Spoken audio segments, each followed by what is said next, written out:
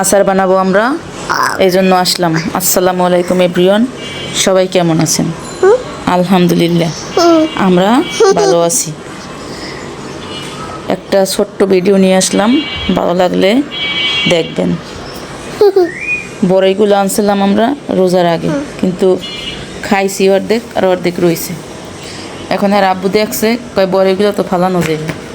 পরে আমি চিন্তা করলাম কি এর পরে আমি কই যে এগুলো দেখুন আচার বানাইয়েই রাখি, এছাড়া তার উপায় নেই, কারণ এখন তো আর খাওয়া হয় না রোজা যেহেতু।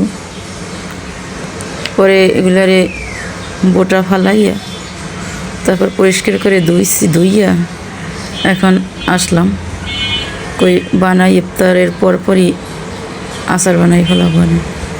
আর এদিকে আবার রান্নাও করব। মাছগুলারে কাটলাম, কাটতে ধুইয়া মশলা মাখাইয়া তারপর রাইখে দিলাম কতক্ষণ, কারণ না হয় মশলাগুলো মাছের ভিতরে ঢোকে না। এদিকে আবার আব্বু সাজনা আনছে, এগুলার কাটতে পরিষ্কার করিয়া সিম ছিল, বিসিওয়ালা সিম দিয়ে আলু দিয়ে টমেটো দিয়ে তারপর মাছ দিয়ে আজকের রান্না করব। আমি কখনো আবার মাছ দিয়ে রান্না করি নাই, এমনি ডাল দিয়ে খাইছি। আজকে আমি মাছ দিয়ে রান্না করব। এদিকে আমি মাছটা ভাজার জন্য দিয়ে দিলাম অনেকটি মাছ, কারণ ভাজিও করব আর মাছে তরকারির ভিতরেও দিব, এই জন্য একসাথে আর কি ভাজি করতে আসি। দিয়ে দিলাম ভাজার জন্য, কারণ আমার ছেলে আবার একটা খাইবে, এই জন্য আবার ভাজতে আসি এখন। আর এদিকে আবার সাজনারাও তরকারিটাও সরাই দিই, কই একসাথে দুই চুলে দিয়ে তারপর রান্না করব। দিয়ে দিলাম,